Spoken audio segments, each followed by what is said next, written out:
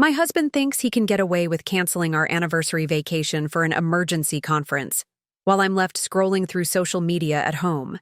But what he doesn't know is I've already tracked his location to a beachfront villa in Bali, and I'm boarding a flight tonight to catch him with our family friend Avery, who conveniently had vacation time the same week. The first sign that something was off came in fragments, small inconsistencies that seemed innocent enough. In isolation, Sebastian and I had been married for 8 years, building what I thought was an unshakable foundation. Before we jump back in, tell us where you're tuning in from, and if this story touches you, make sure you're subscribed, because tomorrow I've saved something extra special for you. We'd weathered career changes, a cross-country move, and the challenges that come with merging 2 lives into one shared existence. Through it all, he had been my constant, my touchstone, in a world that often felt chaotic and unpredictable. Until now. Sebastian worked as an architectural consultant for an international firm, a job that occasionally required travel but rarely on short. Notice, we'd spent months planning our anniversary trip to Greece, 10 days of Mediterranean sun, ancient ruins, and reconnection away from the demands of our busy lives. It was more than just a vacation.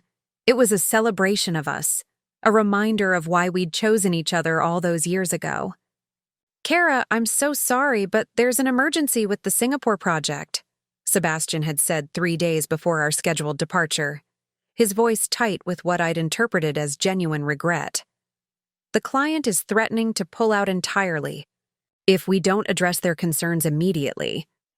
The whole team has to fly out tomorrow for damage control." I'd felt the disappointment like a physical ache. "This is our anniversary trip, Sebastian. We've been planning it for months." I know. I feel terrible," he'd said, taking my hands in his. His eyes, those warm hazel eyes I'd fallen for on our first date, had seemed sincere. "I've already spoken to the travel agent. Everything's fully refundable, and I promise we'll reschedule for next month. The company will even cover the difference in costs as an apology." I had believed him. Of course I had believed him. In 8 years of marriage, Sebastian had never given me reason to doubt his word. He had always been transparent, reliable, the kind of husband my friends envied when they complained about their own partner's shortcomings. Perhaps that's why the discovery hurt all the more when it came. The day after Sebastian left for his emergency conference, I'd been sorting through our shared home office, gathering tax documents we needed, when I noticed his passport was missing from our safe. Strange, I thought, since Singapore had electronic travel authorization for business travelers from our country. No physical passport stamp required for short stays. Sebastian knew this. We'd traveled there together just last year. It was a small detail, easily explained away. Maybe he'd taken it just in case. Maybe the rules had changed. Maybe I was making something out of nothing. But then came the credit card notification, a charge from a high-end resort I didn't recognize. When I looked it up online, my screen filled with images of luxurious beachfront villas in Bali, Indonesia, 7,500 miles from the Singapore office, where my husband was supposedly saving a critical client relationship. My hands had trembled as I sat at our kitchen counter, staring at those images of paradise. A paradise where my husband had gone without me after canceling the trip we'd spent months planning together. Even then, I'd grasped for innocent explanations. Perhaps the company had moved the meeting location. Perhaps there was a legitimate reason he hadn't mentioned the change. Perhaps, until I saw the Instagram story.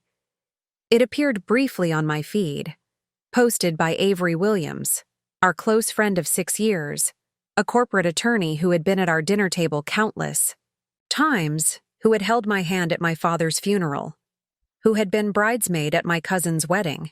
Avery, whose caption read, "Paradise Found," above a photo of a sunset cocktail, the distinctive silhouette of Bali's sacred Mount Agung visible in the background, the same luxury resort charged to our credit card. The post disappeared almost immediately, deleted. Within minutes. But not before I'd taken a screenshot. Not before I'd noticed the reflection in her sunglasses. A man's silhouette that I would recognize anywhere after 8 years of marriage. I'd sat motionless at our kitchen counter, the familiar space suddenly feeling foreign around me. The framed photo of Sebastian and me in Santorini from 2 years ago, our practice run for the anniversary trip, he'd joked, seemed to mock me from the wall.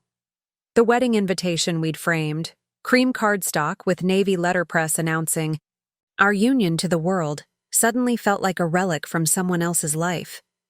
8 years of trust, shattered by an Instagram reflection and a credit card statement. The shock had given way to a cold, clear fury, unlike anything I'd ever experienced. Not the hot, chaotic anger that makes you scream and throw things, but something far more dangerous. A crystalline resolve that cut through confusion and hurt with surgical precision. Sebastian thought he was clever. He thought he had covered his tracks, manufactured the perfect excuse. He thought I would sit at home, placated by promises of rescheduled celebrations, while he enjoyed Bali's pristine beaches, with a woman who had stood beside me at countless birthday dinners, holiday gatherings, and backyard barbecues. He thought wrong. Within hours, I had confirmed what my heart already knew. Our shared location app showed his phone in Bali, not Singapore. He'd obviously forgotten we'd set it up years ago for travel safety and never turned it off. A quick call to his office under the guise of sending important documents revealed that while there was indeed a Singapore project in trouble, the critical meetings had been handled via video conference. No team had flown out. The final confirmation came from Sebastian's assistant, Eric, who had always been fond of me. One concerned wife-to-assistant call, and his hesitant voice had told me everything. "Kara, I'm really not comfortable getting in the middle of this. I think you should talk to Sebastian directly." I knew then that the deception ran deep. Sebastian hadn't just lied on impulse. He had constructed an elaborate facade, using his genuine work reputation as cover while he escaped to a tropical paradise with Avery, my friend, our friend, all while leaving me behind with a canceled anniversary celebration and empty promises. What Sebastian didn't realize was that in teaching me to trust him completely, he had also taught me exactly how to unravel his deception. 8 years of sharing a life meant I knew his passwords, his habits, his tells when something was amiss. I knew which credit card he used for personal indulgences, which email account received his confirmations, which airline he preferred for long-haul flights. By nightfall, I had booked my own one-way ticket to Bali, scheduled to arrive within 24 hours. I had located their exact villa through the resort booking confirmation in his email. I had even arranged for a private car to take me directly from the airport to the resort where my husband and our so-called friend were currently enjoying their stolen paradise. As I packed my suitcase, efficiently, methodically, the way Sebastian had always admired, I felt a strange calm settle over me. This was not how I had imagined spending the week of our 8th anniversary, but perhaps it was fitting. 8 years of building a life together would now culminate in a confrontation that would either end that life or transform it into something entirely new. Either way, I was done being the trusting wife left behind.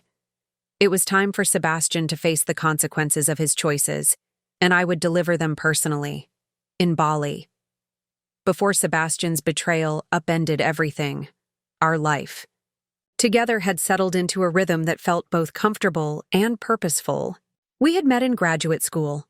I was pursuing my master's in educational psychology while Sebastian was finishing his architecture degree. Our first encounter had been at a mutual friend's housewarming party, where Sebastian had impressed me, not with grand gestures but with attentive conversation, genuinely engaging with my research interests when most people's eyes glazed over at the mention of cognitive development theories. Our courtship had been steady, intentional, much like Sebastian himself. Preparing and narrating this story took us a lot of time, so if you are enjoying it, subscribe to our channel, It means a lot to us.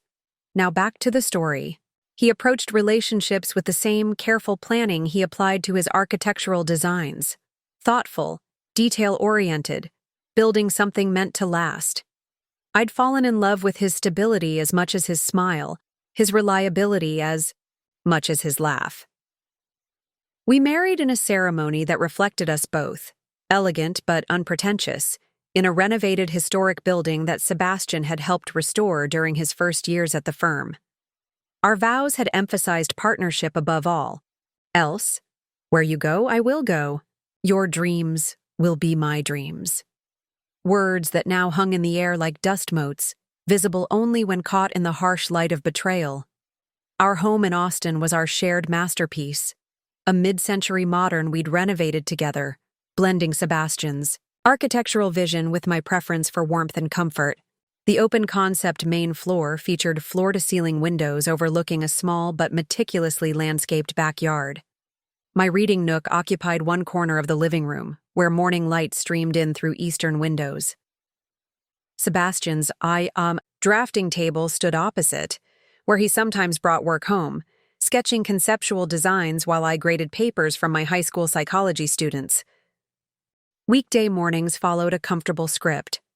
Sebastian making coffee while I prepared breakfast, a quick review of our daily schedules, a kiss goodbye that never felt rushed despite our busy lives. Weekends were for farmers markets, home, improvement projects, and dinners with our close circle of friends, including Avery, whose presence in our lives had seemed so natural, so unthreatening. Avery had entered our world 6 years ago when she joined Sebastian's firm as their in-house counsel. She was brilliant, engaging, with a quick wit that enlivened our dinner parties. She lived alone in a downtown condo, occasionally dated but never seemed to find someone who measured up. A comment I had once found flattering, thinking she admired our relationship. Now those words replayed in my mind with sinister undertones. Our friendship with Avery had evolved organically. She joined us for holiday celebrations when she couldn't fly home to Chicago. She helped me plan Sebastian's surprise 35th birthday party, spending hours arranging the perfect architectural-themed details.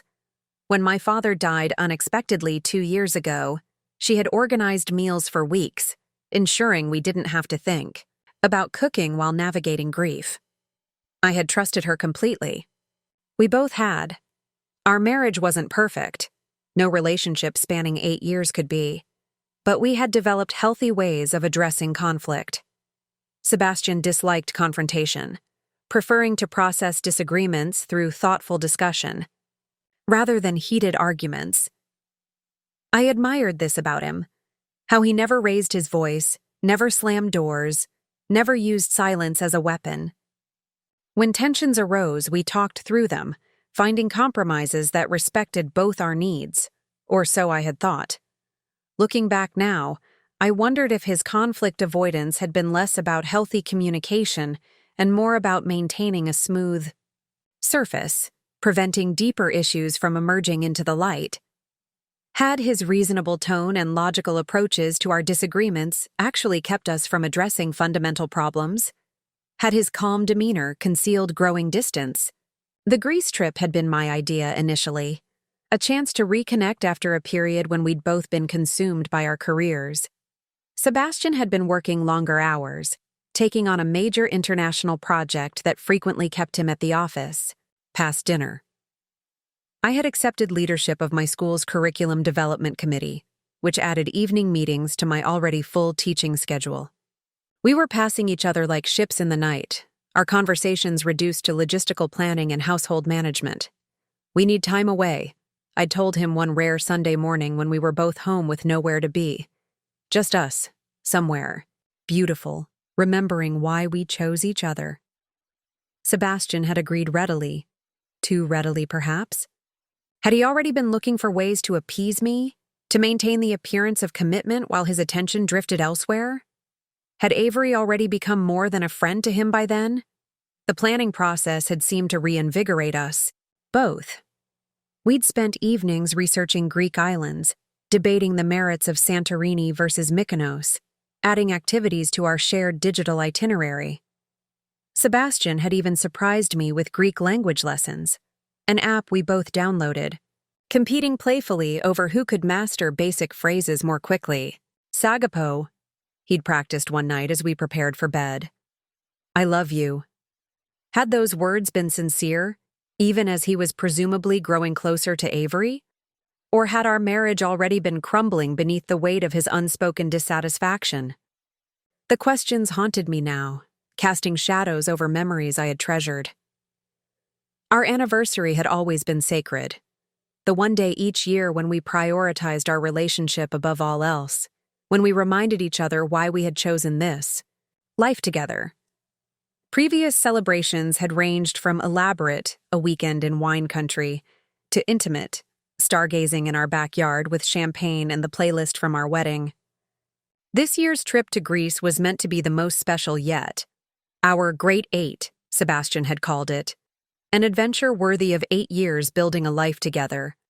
The irony wasn't lost on me that instead of walking among ancient ruins, with my husband, I was now sorting through the ruins of our marriage, archaeologist of my own disappointment, brushing away layers of deception to reveal artifacts of betrayal.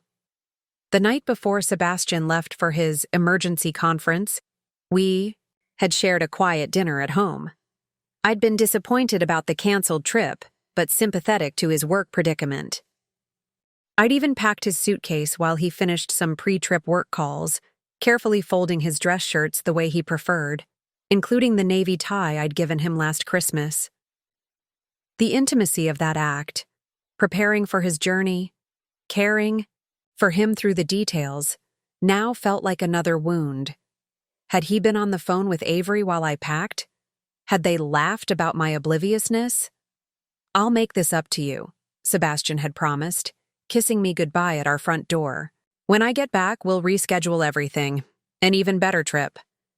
His smile had seemed genuine, his embrace warm and familiar. Nothing in his demeanor had betrayed the elaborate lie he was telling, the parallel plans he had made. The husband I thought I knew would never have been capable of such calculated deception. But then, perhaps I had never really known him at all. Looking back, the warning signs had been there for months, subtle shifts that I'd rationalized away, unwilling to acknowledge the growing distance between us. Sebastian had always been dedicated to his work, but around 6 months ago, his hours at the firm grew longer, his weekend availability more limited. The Singapore project is massive, he'd explain, his eyes bright with ambition. This could be the one that puts us on the map internationally. I'd nodded supportively, proud of his success despite missing our evening walks and Sunday brunches. Then came the changes to his routine, small deviations that seemed innocent in isolation. Sebastian, once predictable to a fault, became slightly less so. He started hitting the gym more frequently, updating his wardrobe with designer pieces he previously would have considered extravagant. When I complimented a new watch that appeared on his wrist, sleeker and more expensive than his usual taste, he'd mentioned something vague about a bonus, changing the subject before I could ask for details. His phone, once casually left on countertops or coffee tables without concern, became a constant companion. He'd take calls in our backyard rather than at the kitchen island where I might overhear. The familiar ping of his message notifications would prompt him to reach for his device with newfound urgency, angling the screen away from my line of sight. Everything. Okay? I'd ask. Just work, he'd reply with that reassuring smile I'd always trusted. You know how clients get when they're nervous about deadlines. I did know. Sebastian had always been the steady, reliable partner who helped others through their crises. It was one of the qualities I most admired about him, his ability to remain calm under pressure, to be everyone's rock, including mine, especially mine. The first truly discordant note came during a dinner party at our home 3 months ago. We had invited 4 couples, including Avery, who arrived alone as usual. Nothing seemed amiss during appetizers and wine on the patio, but I noticed a shift when we moved indoors for the main course. Sebastian and Avery ended up seated next to each other, normal enough given our casual seating arrangement, but there was a new energy between them, a private frequency I couldn't quite tune into. At one point, Sebastian made a comment about a recent architectural exhibition, and Avery finished his sentence perfectly, as though they had previously discussed the topic in depth. Their shared laughter seemed to contain a history I hadn't witnessed. When Sebastian reached for the salt, their hands brushed briefly, perhaps accidentally, perhaps not. "When did you see that exhibition?" I asked lightly, passing the salad. "I thought you were working late that week." A moment's hesitation, barely perceptible. "Oh, I mentioned it to Avery when we were working on the contracting language for Singapore. They had some similar design elements we were considering. It sounded reasonable. It probably was reasonable. But something about the quick glance they exchanged left me feeling suddenly like an outsider in my own dining room." After our guests departed, I helped Sebastian load the dishwasher, the familiar domestic rhythm soothing my unease. "Avery seemed different tonight," I ventured, keeping my tone casual. "More animated than usual." Sebastian arranged wine glasses on the top rack with methodical precision. "Did she? I didn't notice anything different." "You two seem to have a lot to talk about." He glanced at me, his expression mildly puzzled. "We work together every day, Kara. We're bound to have overlapping interests." "Of course," I agreed, pushing away the discomfort. Sebastian had never given me reason to doubt him. I trusted him completely, and Avery had been our friend for years. Our friend, not just his colleague. My unease felt like a betrayal of both relationships. Later that night, I woke to find Sebastian's side of the bed empty. The blue glow of a screen illuminated the hallway outside our bedroom. When I padded quietly to investigate, I found him sitting at the kitchen island, quickly locking his phone. As I entered, "Can't sleep?" I asked, sliding onto the stool beside him. "Just checking some emails from the Hong Kong team," he explained, setting his phone face down on the counter. "They're on the opposite schedule, remember?" I did remember. There was always a logical explanation. Always a reason that made perfect sense. But something had shifted in me that night. A small seed of doubt taking root despite my best efforts to maintain the soil of our marriage inhospitable to such growth.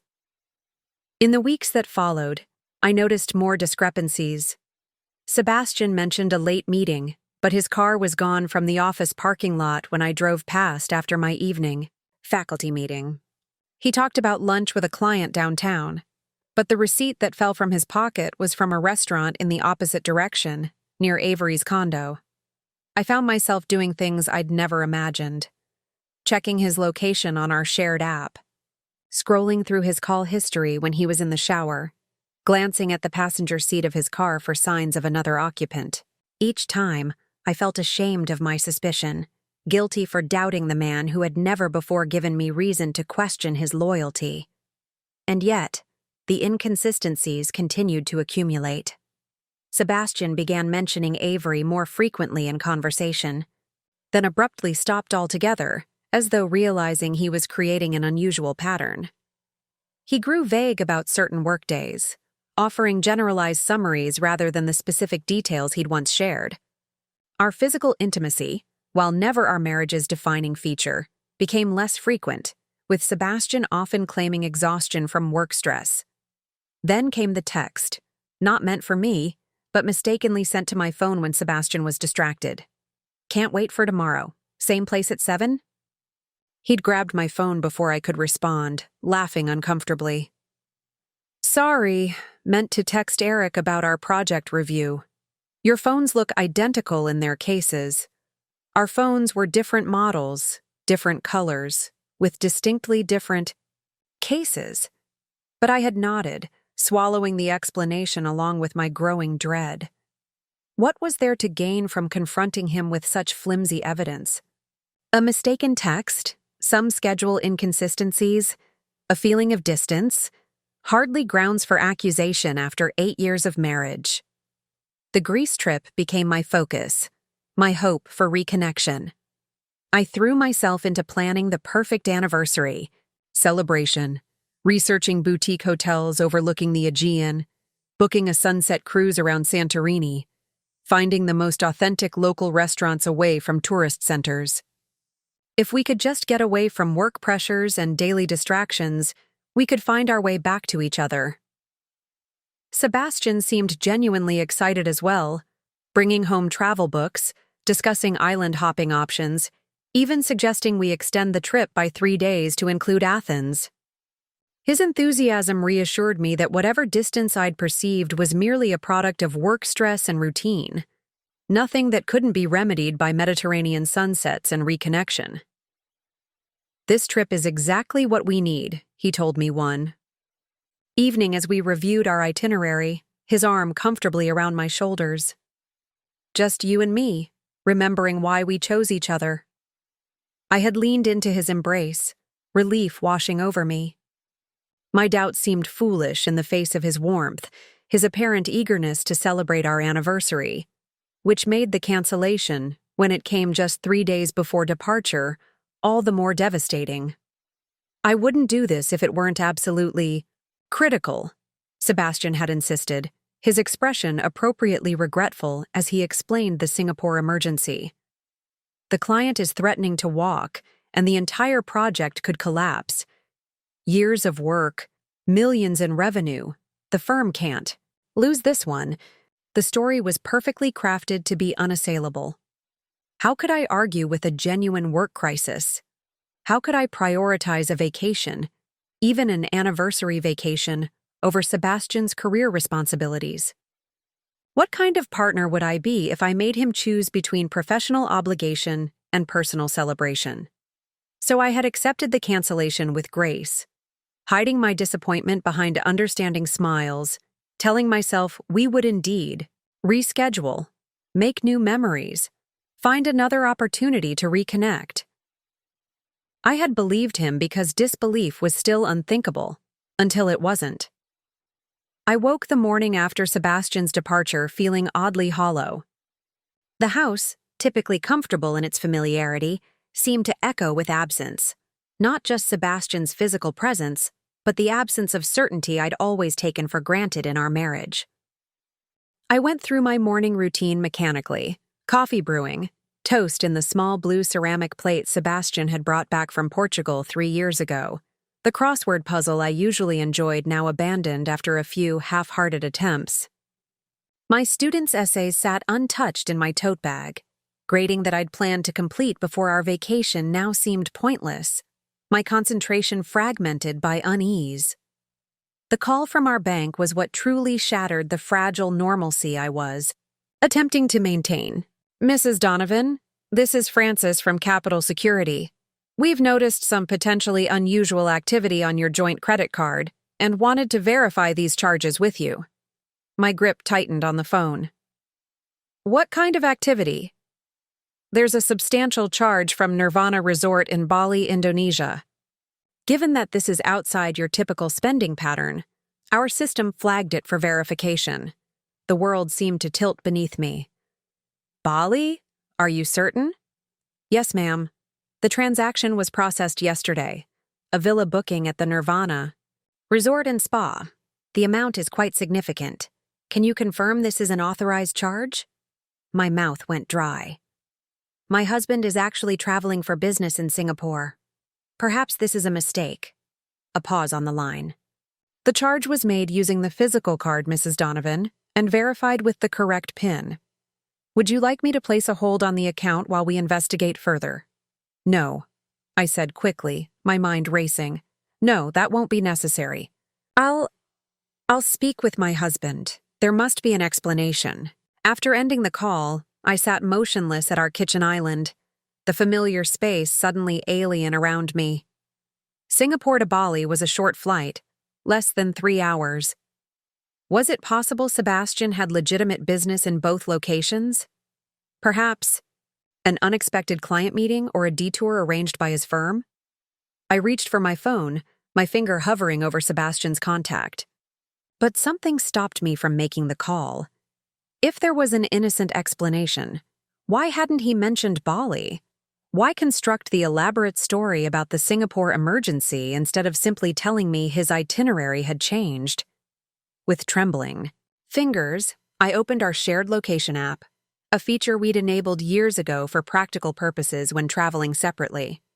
I'd never felt the need to check it before, trusting Sebastian's whereabouts as stated. The map loaded, zooming out to display a blue dot nowhere near Singapore, but instead on the Indonesian island of Bali, exactly where the resort charge had indicated. Still, I clung to alternative explanations. Perhaps the firm had moved the emergency meetings to Bali. Perhaps the Singapore client had a property there. Perhaps. I opened my laptop, searching for the Nirvana Resort. The website displayed spectacular ocean vistas, private infinity pools, romantic dinners on secluded beaches. Your perfect escape, the tagline promised, where paradise meets privacy. This was no business accommodation. This was a luxury couples retreat. My next move felt simultaneously foreign and necessary, accessing Sebastian's email. We had shared passwords early in our marriage, a practice born of practicality rather than suspicion. I had occasionally logged into his account to retrieve flight confirmations or warranty information for household purchases, always with his knowledge. This was different. This was deliberate investigation, the crossing of a boundary I'd never imagined breaching. The resort confirmation appeared immediately in his inbox, the details laid bare in pixels: a beachfront villa with private pool, champagne service, couples, massage package. An unmistakable romantic getaway, booked for 2. The reservation clearly specified Mr. Sebastian Donovan and guest. And guest. Not colleagues, not team. A single guest. My hands were steady as I continued searching, a strange calm settling over me as one revelation led to another. In his deleted folder, I found the original airline confirmation. Not to Singapore, but direct to Denpasar, Bali. A first-class booking for 2 passengers, Sebastian Donovan and Avery Williams. Avery. Our friend. My friend. The betrayal crystallized. No longer a suspicion, but a certainty. Sebastian hadn't canceled our anniversary trip because of work. He had canceled our trip to take another woman to a romantic island getaway, using our joint credit card no less. The audacity of it was almost impressive. Almost. I leaned back in my chair, oddly detached as I processed this new reality. The Sebastian I thought I knew, honest, conscientious, respectful, couldn't possibly have orchestrated such an elaborate deception, and yet the evidence was irrefutable. Without conscious decision, I found myself opening Instagram, typing Avery's username in the search bar. Her profile appeared, and there it was, a story posted 2 hours earlier. A champagne flute held against a backdrop of turquoise ocean, Mount Agung visible in the distance. Paradise found, read the caption. No location tag, no mention of companions, but unmistakably Bali. Unmistakably the same resort charged to our credit card. I watched the story twice before taking a screenshot. Moments later, it vanished, deleted, perhaps, in a belated recognition of its damning nature. Too late. The evidence was already saved to my phone, along with the resort confirmation, the flight details, the location data. A digital trail of betrayal. I spent the next hour methodically gathering more proof, driven by an almost clinical need for comprehensive understanding. I called Sebastian's office under the pretext of sending important documents, only to learn that while the Singapore project was indeed facing challenges, the situation was being managed remotely. No emergency trip had been necessary. No team had flown out. "Is Sebastian not reachable?" asked his colleague, confusion evident in her tone. "I just got an email from him this morning about the Robertson blueprints. Reception is spotty where." "He is," I improvised, my voice remarkably steady. I'll try him again later.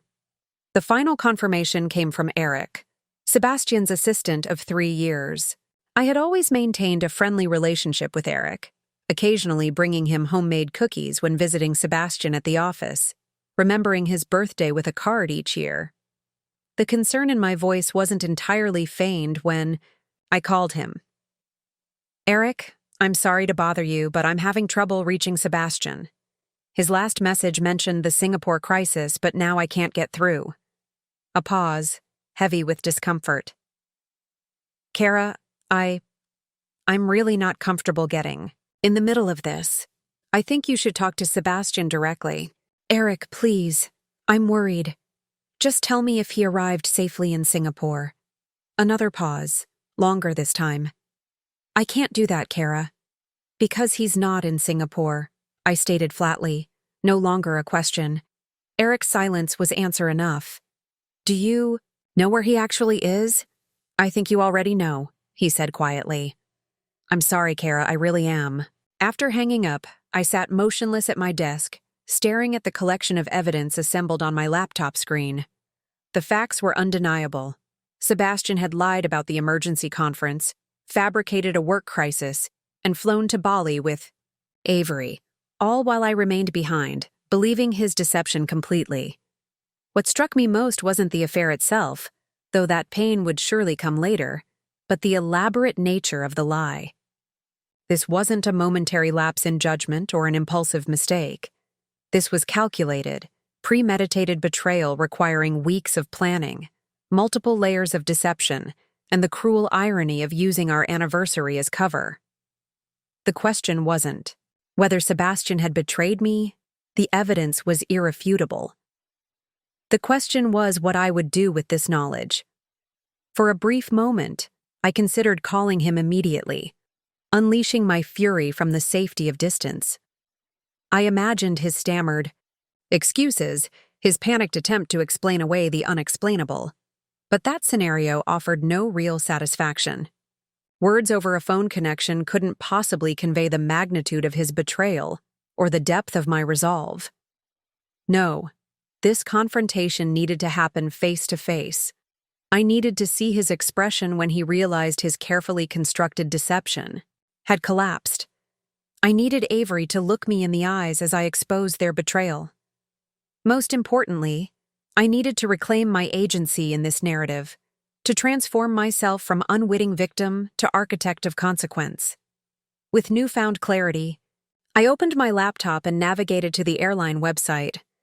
Within 20 minutes, I had booked a one-way ticket to Denpasar, Bali, departing that evening. The cost was exorbitant for such last-minute international travel, but I charged it without hesitation to my personal credit card, the one Sebastian couldn't monitor.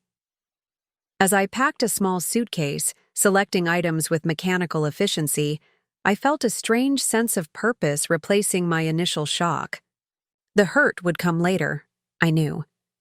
The full emotional impact of this betrayal was still being held at bay by adrenaline and resolve. But for now, that emotional distance served me well, allowing me to plan methodically, to think clearly despite the chaos unfolding around me. Sebastian had always prided himself on anticipating all contingencies in his architectural projects, on leaving nothing to chance. How ironic that in constructing this elaborate deception, he had failed to anticipate the simplest contingency of all. That technology would betray him just as thoroughly as he had betrayed me. And now I was boarding a flight to Bali, following the digital breadcrumbs of his deception straight to the beachfront villa, where he thought himself safely hidden with Avery. The confrontation that awaited would redefine everything: our past, our present, and whatever future remained after the truth was finally spoken aloud. The 16-hour flight to Bali felt surreal, a liminal space suspended between the life I had known and the uncertain future that awaited me. I sat rigidly in my economy seat, surrounded by honeymooners and vacationers whose excitement formed a cruel counterpoint to my mission. My mind cycled relentlessly through the evidence I had gathered, searching for alternative explanations, finding none. I had left a vague message at my school claiming a family emergency, not entirely untrue, and arranged for a colleague to cover my classes for the week. The ordinary responsibilities of my life seemed distant now, inconsequential compared to the seismic shift occurring in my marriage. Sleep eluded me entirely during the flight. Instead, I used the time to continue my investigation, methodically, combing through emails, text messages, and calendar entries I had downloaded from Sebastian's accounts before leaving home. What emerged was a pattern more extensive than I had initially realized. Not a sudden affair, but a relationship that had been developing for months, hidden in plain sight. January. Sebastian and Avery both attended a 3-day architectural conference in Chicago. According to the firm's expense reports, they had booked separate rooms. But Sebastian's personal credit card, the statement for which came to our home in an envelope I had never thought to open, showed room service charges for 2 at odd hours, movie rentals, and a significant charge at the hotel spa for a couple's massage. March. The night he claimed to be working late on the Singapore project specifications, his location history showed him at an upscale restaurant near Avery's downtown condo, followed by a 4-hour gap where his phone remained stationary at her address. He had returned home past midnight, kissing my forehead as I pretended to sleep, smelling of unfamiliar perfume. April.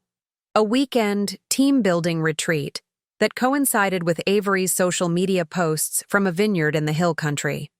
No other team members appeared in her carefully framed photos, though several showed a man's hand holding a wine glass, his distinctive watch, my anniversary gift to Sebastian last year, partially visible at the edge of the frame.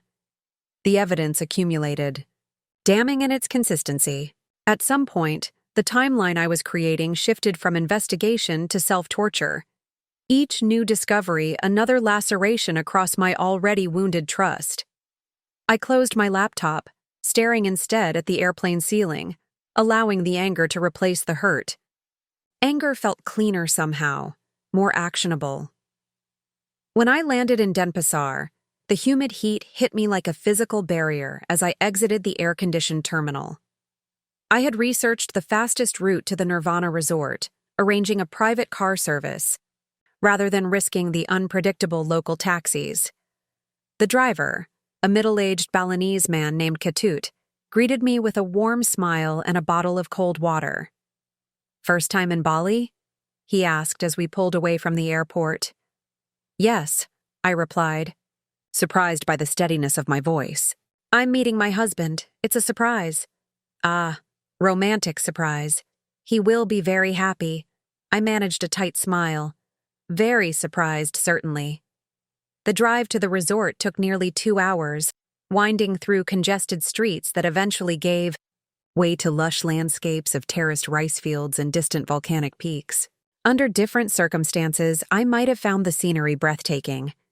Now, I barely registered the beauty around me, focused entirely on what awaited at our destination. I used the drive to refine my approach. Direct confrontation was inevitable, but the specific circumstances would determine my exact strategy. I needed to understand the layout of the resort, locate their villa without being noticed, and time my arrival for maximum impact. The element of surprise was my only advantage. Once lost, it couldn't be reclaimed. "The Nirvana resort is one of our most exclusive," Ketut offered as we approached a discreet entrance marked only by an elegant stone sign partially hidden by tropical foliage. "Many celebrities, very private." "Perfect," I murmured, understanding. Now why Sebastian had selected this particular location. The resort's emphasis on privacy and discretion made it ideal for a clandestine getaway. I had booked a room at a different hotel nearby, a practical necessity since I couldn't exactly share accommodations with the couple I intended to confront. But before checking in, I needed reconnaissance. I asked Ketut to drop me at the Nirvana's main entrance, explaining that I would meet my husband in the lobby. "Would you like me to announce you?" the driver asked helpfully. "No, thank you. As I said, it's a surprise." The resort lobby was an architectural masterpiece of open-air Balinese design with soaring wooden beams, stone floors, and panoramic views of the Indian Ocean. A gentle breeze carried the scent of frangipani and salt water. At another time, in another life, I might have stood breathless at the beauty of it all. Instead, I approached the reception desk with focused determination. "Good afternoon." The receptionist greeted me with a practiced smile. "Welcome to Nirvana Resort and Spa. Do you have a reservation with us?" I hadn't planned my exact approach to this moment, but inspiration struck as I noticed a stack of gift bags behind the counter, presumably welcome packages for honeymooning couples. "Actually, I'm not staying here," I explained, adopting a conspiratorial tone. "My brother and his girlfriend are guests in one of your villas. It's their anniversary, and I wanted to surprise them with a special gift." I pulled out my phone, showing Sebastian's confirmation email that I had forwarded to myself. "Donovan? Sebastian Donovan?" The receptionist's professionalism wavered for just a moment as she glanced at the screen. "Ah, yes. Mr. Donovan and Ms. Williams are in Beachfront Villa 8. They arrived yesterday." The confirmation hit me with unexpected force. Hearing their names linked so officially by a stranger made the betrayal suddenly, viscerally real in a way the evidence alone hadn't accomplished. I maintained my composure with effort. "Perfect. I'd like to arrange for a special dinner setup on their terrace tonight. Something romantic with candles, champagne, the works." I leaned forward slightly. They've been through a rough patch, and this trip is their chance to reconnect. I want to help make it special. The receptionist brightened, clearly approving of my thoughtful gesture. "We would be happy to arrange that. Our sunset dinner package is very popular with couples. It includes a private chef, custom menu, flower, arrangements." "That sounds perfect," I interrupted smoothly. "Could I perhaps see the terrace to help with planning? I want to make sure it's arranged exactly right." She hesitated. "Our guests' privacy is very important." "Of course. I completely understand." I lowered my voice. "They're actually at a day tour right now, Mount Batur, I believe. They won't be back until late afternoon. I just want a quick look to help visualize the setup." This was a calculated risk. I had no idea of their actual whereabouts, but the suggestion of specific knowledge lent credibility to my story. The receptionist's hesitation dissolved. "Let me check if the villa is available for viewing." She made a brief call, speaking in Daos Ayas rapid Balinese before returning her attention to me. "One of our staff can show you the terrace area, but we cannot enter the villa itself while our guests are away." "That's all I need," I assured her. "Just to see the outdoor space." 20 minutes later, I stood on the private terrace of Villa 8, taking in the stunning ocean view that Sebastian and Avery had been enjoying at my expense. The infinity pool glittered in the afternoon sun. 2 lounge chairs sat close together. On the wooden deck, a half-empty bottle of wine on the small table between them. Inside, visible through floor-to-ceiling glass doors, I could see luggage, Sebastian's familiar leather duffel and a stylish weekender I recognized as Avery's, placed casually at the foot of a king-sized bed strewn with tropical flower petals. The resort staff member who had escorted me waited patiently as I surveyed the space, mistaking my silent absorption for event planning rather than the cataloging of evidence it actually was. "The dinner can be set up here," he indicated, pointing to a dining area at the edge of the terrace, with candles along the perimeter and floral arrangements on the table. Very romantic as the sun sets over the ocean. When would this be set up? I don't want them to see it being prepared. It would ruin the surprise. We typically begin setup at 5:30 for the 7:01 dinner service, when most guests are preparing for the evening in their villas. I checked my watch. Nearly 3 p.m. now. And housekeeping? When do they service the villas? Morning service is complete. Evening turndown begins at 5 p.m. I nodded, piecing together the schedule information. "Perfect. Let's arrange the dinner for tonight." I'll handle payment now, including a generous gratuity for the staff. As we walked back to the lobby, I continued gathering intelligence under the guise of planning the surprise. The staff member, encouraged by my apparent generosity, shared that most guests returned from day excursions by 4:30, and that Sebastian and Avery had indeed booked the Mount Bader sunrise trek for that morning, followed by a visit to a local coffee plantation. They were expected back at the resort by late afternoon. In the lobby, I completed the dinner arrangement, paying with my personal credit card and adding detailed instructions about the timing. Then I returned to my waiting driver, directing him to take me to my hotel a few kilometers away. I needed to prepare for the confrontation, not just emotionally, but strategically. By 4:45 p.m., I had checked into my hotel, showered away the travel grime, and changed into a simple white linen dress that conveyed exactly the image I wanted to project. Calm, composed, unbreakable. My hair was pulled back in a neat ponytail, my makeup minimal but precise. I looked like someone in control, exactly the opposite of how I felt inside. I returned to the Nirvana Resort by taxi, instructing the driver to wait outside. The dinner setup would be my entry point, my explanation for being on the property, without raising suspicions. After that, timing would be everything. The confrontation I had traveled halfway around the world for was now just minutes away. The resort staff recognized me immediately upon my return, greeting me warmly as the thoughtful sister arranging a surprise anniversary dinner. I explained that I wanted to add a personal touch to the table setting, a framed photograph of the couple that I'd brought along. Could I place it myself? Just before they return? I promise I'll be quick and discreet, the staff member assigned.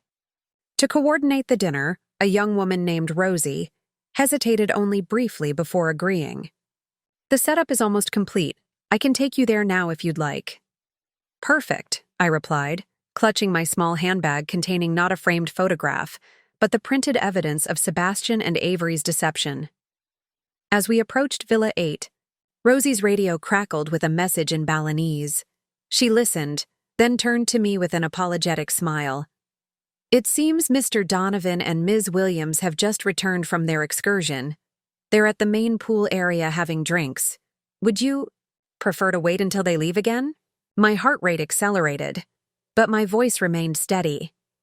Actually, that's even better. I'd like to see their reaction in person. Would you mind taking me to the pool area instead? I can surprise them there. Rosie led me through lush tropical gardens toward the resort's main infinity pool, which overlooked the ocean from a dramatic cliff edge. And there they were, Sebastian and Avery, seated at a corner table beneath a canvas umbrella, tropical cocktails before them, her hand casually resting on his arm as they laughed together. The sight hit me with physical force, a hollowing sensation, in my chest, as though something essential had been scooped out. Sebastian wore linen shorts and the blue shirt I'd given him for his birthday. Avery was stunning in a white bikini top and flowing skirt, her dark hair loose around her shoulders. They looked perfectly at ease, completely untroubled by the devastation. Their betrayal had wrought halfway around the world. Is that them? Rosie asked, following my gaze. Yes, I managed, my mouth suddenly dry. That's them. Would you like me to announce you? No, I said, finding my resolve again. I'll handle it from here. Thank you for your help. Rosie nodded and retreated, leaving me alone at the edge of the pool area, momentarily unnoticed by the couple. I took a deep breath, straightened my shoulders, and began walking toward their table with measured steps. Sebastian saw me first. The change in his expression would have been comical under different circumstances. The relaxed smile freezing, eyes widening in disbelief, all color draining from his face. Avery, noticing his sudden tension, turned to follow his gaze. Her reaction mirrored his, shock giving way to visible panic as she snatched her hand from his arm. Kara? Sebastian's voice was barely audible as I reached their table. What? How are you? Surprise, I said calmly, pulling out a chair and seating myself at their table. Don't let me interrupt your romantic getaway. Avery stood abruptly, her cocktail glass tipping over. I should go. Sit down, Avery, I said, my tone leaving no room for argument. You're as much a part of this conversation as he is. To my mild surprise, she complied, sinking back into her chair, eyes fixed on the spilled drink spreading across the table. Sebastian attempted recovery, his architect's mind visibly working to reconstruct a foundation that had completely collapsed. Kara, this isn't… We were just… working on the Singapore emergency? I supplied. Fascinating how Singapore has beaches identical to Bali these days. The wonders of modern architecture. I can explain, he began, but the words sounded hollow even to him, trailing off into uncertain silence. Can you? I removed my phone from my bag, placing it on the table between us. Can you explain the reservation confirmation sent to your email, or the couple's massage scheduled for tomorrow morning? Perhaps you can explain the charge on our joint credit card, the one I received a security alert about. I turned to Avery. Or maybe you can explain why you deleted your Instagram story this morning, the one with the ocean view from your villa. The sunset cocktail was a nice touch. They exchanged glances, the silent communication of conspirators whose plot has been discovered. How did you find us? Sebastian finally asked, a question so spectacularly missing the point that I almost laughed. That's your question? Not, why did I betray my wife of 8 years? Not, why did I create an elaborate lie about a work emergency while actually planning a romantic vacation with another woman? Avery spoke for the first time, her voice uncharacteristically small. Kara, we never meant for you to find out this. Way? The absurdity of her statement broke through the calm I had been maintaining. Really? How exactly did you mean for me to find out? After months of deception? After returning home to our house, our home, and continuing the lie? Did you have a plan for that, Avery? A convenient timeline for when you'd stop pretending to be my friend? Sebastian reached for my hand across the table. I withdrew it sharply. Kara, please. Let's go somewhere private to discuss this. No, I replied firmly. I didn't fly 16 hours to have a private conversation. I came for the truth. Right here.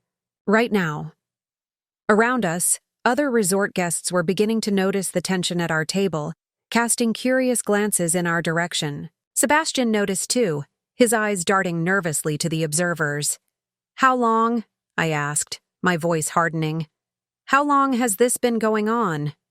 Sebastian and Avery exchanged another glance, another silent communication that excluded me. Before, he answered. 6 months, he admitted quietly. Since the Chicago conference. 6 months. Half a year of lies. Half a year of coming home to me, sleeping beside me, planning our anniversary trip to Greece while secretly building a relationship with Avery. The first real pain broke through my protective anger, a sharp twisting sensation that took my breath away. 6 months of deception meant our entire recent history needed rewriting. Every conversation, every intimate moment, every apparent act of love now cast in the shadow of his betrayal. And our anniversary trip? I asked, though I already knew the answer. The one you canceled 3 days ago due to a work emergency? Sebastian couldn't meet my eyes. I'm sorry, Kara. I didn't know how to tell you. So instead, you crafted an elaborate lie. You made me feel guilty for being disappointed. You made me comfort you about your fictional work crisis. My voice remained steady, though inside I was fracturing. Tell me, was any of it real? Any of the last 8 years?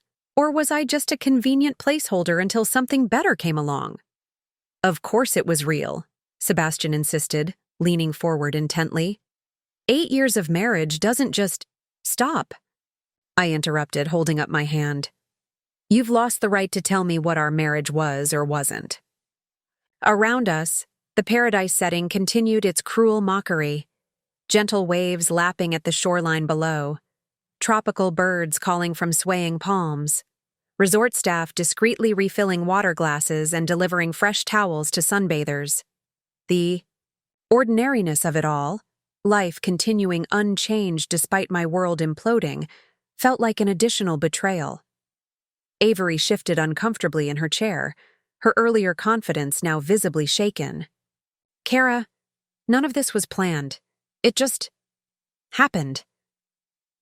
Things like this don't just happen, Avery, I replied, my voice controlled despite the tornado of emotions whirling inside me. Secret email accounts don't create themselves. Flight itineraries don't book themselves. Anniversary trips don't cancel themselves. I turned back to Sebastian. You made choices. Hundreds of individual choices, each one a deliberate decision to betray me.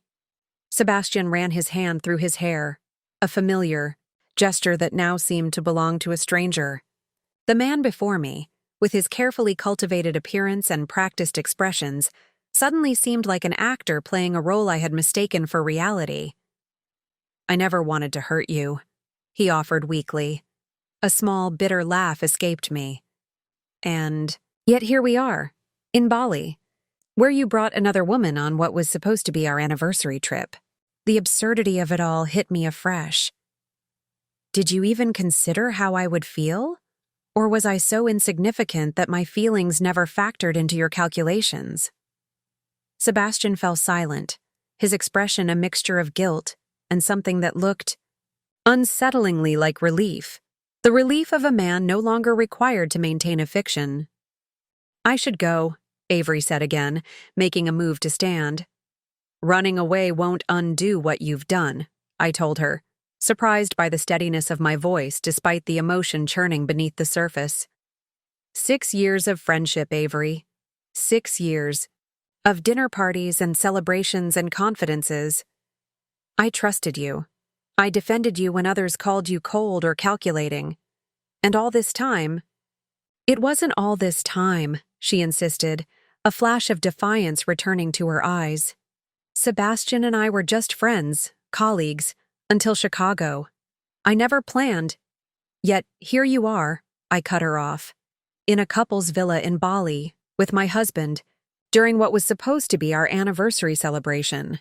A resort staff member approached cautiously, likely responding to the visible tension at our table. Is everything all right here? Can I bring you anything? We're fine, Sebastian answered quickly, obviously hoping to prevent a scene. Actually, I corrected, I'd like a gin and tonic, please, and the bill for this table when it's ready. The staff member nodded and retreated, leaving us once again in the purgatory of our confrontation. For several moments, no one spoke. The weight of unspoken truths and shattered trust hung in the air between us like tropical humidity, oppressive, inescapable. I looked out over the infinity pool to the ocean beyond, its vast blueness stretching toward a horizon I couldn't see. That morning, was it only this morning? I had been in Austin, surrounded by the familiar contours of my life. Now I sat an ocean away, facing the ruins of a marriage I had believed solid, confronting a betrayal so complete it required recategorizing my entire past. The pain finally caught up with me, rising like floodwater, threatening to drown the anger that had propelled me forward. I felt tears building but refused to release them. I would not break, not here, not in front of them. Do you love her? I asked Sebastian, the question escaping before I could reconsider its wisdom. He hesitated, an answer in itself. Kara, it's complicated. That's not what I asked. Sebastian looked at Avery, then back to me. I didn't plan for any of this to happen. But yes, I have feelings for her. The words landed like physical blows. Despite the evidence, despite flying across the world to confront them, some part of me had still hoped for another explanation, one that would hurt but not destroy, one that might leave some foundation upon which to rebuild. The staff member returned with my drink and the check. Sebastian reached for it automatically. I've got it, I said, taking the folder and inserting my credit card. Consider it my parting gift. Sebastian's expression tightened. Kara, don't be like this. We need to talk about what happens next, about us. There is no us anymore, I replied, the words surprisingly easy to say now that the truth had been spoken aloud. You made that decision 6 months ago in Chicago. You just didn't bother to inform me. Avery, who had remained silent during this exchange, suddenly spoke. I never meant to hurt you, Kara. You have to believe that. I regarded her with newfound clarity. The woman I had considered a friend now seemed like a stranger, her familiar features rearranged into someone I didn't recognize. What I believe, I said carefully, is that you both constructed an elaborate deception because it was convenient and comfortable. You didn't want to deal with the mess or the guilt, so you created a parallel reality where you could have everything. You wanted without consequences.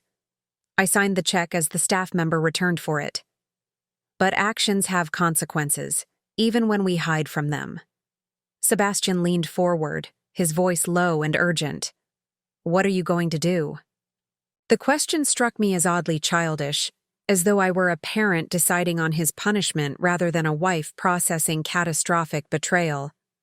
I'm going to finish my drink, I replied, taking a deliberate sip of the gin and tonic. And then, I'm going to walk away, just as you did, though with considerably more honesty. That's not what I meant, Sebastian pressed. About us, about our life together. I looked at him directly, seeing him with painful clarity. Our life together ended the moment you decided to pursue a relationship with Avery while maintaining the fiction of our marriage. Everything that follows is just paperwork. The tropical sun began its descent toward the horizon, casting long shadows across the pool deck. In the golden light, Sebastian and Avery looked almost unreal. Beautiful, distant figures in a glossy travel magazine. Strangers I might have envied from afar without knowing the ugliness beneath the surface. I'll be returning to Austin tomorrow, I said, standing and gathering my bag. I suggest you use this time to find alternate accommodations. I don't want you in our house when I return. Kara, please, Sebastian began, but stopped when I raised my hand. Enjoy your paradise, I said quietly. You've paid for it dearly. We all have. With that, I turned and walked away, my steps measured and steady despite the earthquake within me. The tears would come later, I knew, the full reckoning with pain and loss. But in this moment, walking away from the wreckage of my marriage with my dignity intact felt like the first step toward whatever came next. I woke the next morning in my hotel room, momentarily disoriented by the unfamiliar surroundings. For one blessed second, everything was normal. Just another day, another hotel room on another trip. Then reality crashed back, the events of the previous day replaying in vivid, painful detail. Sebastian's face when he first saw me. Avery's, hand snatching away from his arm, the confirmation of a 6-month affair. The destruction of an 8-year marriage. I had expected to cry myself to sleep, to spend the night curled around my pain like a wounded animal. Instead, I had returned to my hotel room and fallen into a deep, dreamless sleep, my body surrendering to exhaustion while my mind retreated from the emotional tsunami. Now, in the harsh morning light filtering through thin curtains, the reality of my situation demanded attention. I was in Bali, thousands of miles from home, facing the disintegration of my marriage and the betrayal of 2 people I had trusted implicitly. The practical questions began to surface. What happened next? How would we disentangle 8 years of shared life? What would I return to in Austin? Almost mechanically, I reached for my phone, scrolling through notifications that seemed to belong to another lifetime. Emails from colleagues about curriculum planning, a reminder about my dentist appointment next week, a text from my neighbor about collecting a package. The ordinary machinery of life continuing its operation despite the catastrophic breakdown of its central components. I set the phone aside and moved to the small hotel balcony, looking out over a view far less spectacular than the one Sebastian and Avery were enjoying at the Nirvana resort. Palm trees swayed in the morning breeze, and the distant sound of motorbikes drifted up from the street below. Life in Bali continued, indifferent to my personal apocalypse. I had booked a return flight for later that day, assuming that the confrontation would provide the closure I needed before leaving. But as I sipped the mediocre coffee provided by the hotel, I realized I wasn't ready to leave yet. The confrontation had answered some questions but opened others, and a growing suspicion had taken root during the sleepless parts of the night. 6 months, Sebastian had said. The affair had been going on for 6 months since the Chicago conference, but my investigation before leaving Austin had revealed inconsistencies going back further, subtle changes in Sebastian's behavior, unexplained, absences, growing distance.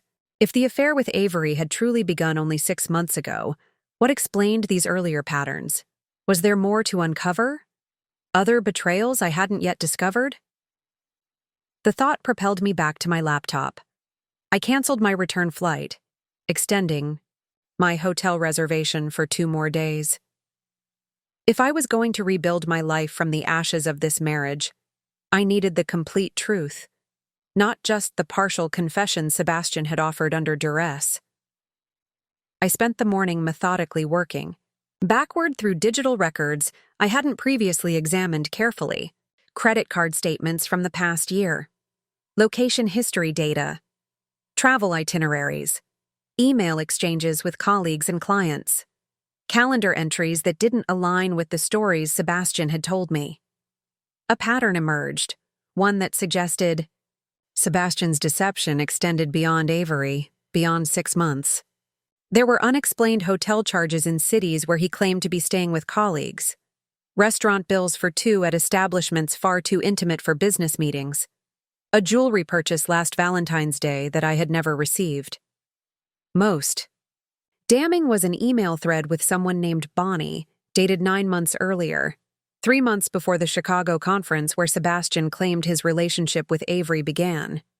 The emails were carefully worded but unmistakably intimate, referencing our special weekend and memories I'll carry with me always.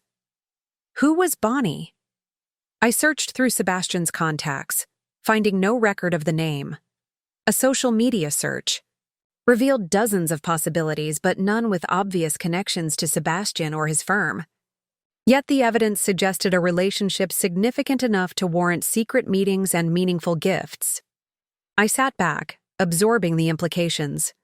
Sebastian's affair with Avery might not have been a singular lapse, but part of a pattern, a habit of deception that potentially stretched back further than I had imagined. The foundation of our marriage had been compromised not by a single earthquake, but by years of hidden erosion. My phone chimed with a text from Sebastian. "We need to talk. Please tell me where you're staying." I ignored it, continuing my investigation. Another text followed 10 minutes later. "Kara, I understand you're angry, but we need to discuss practicalities. Please respond."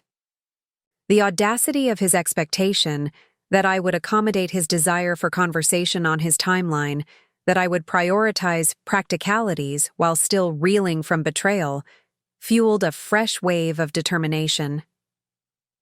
Sebastian had controlled the narrative for months, perhaps years.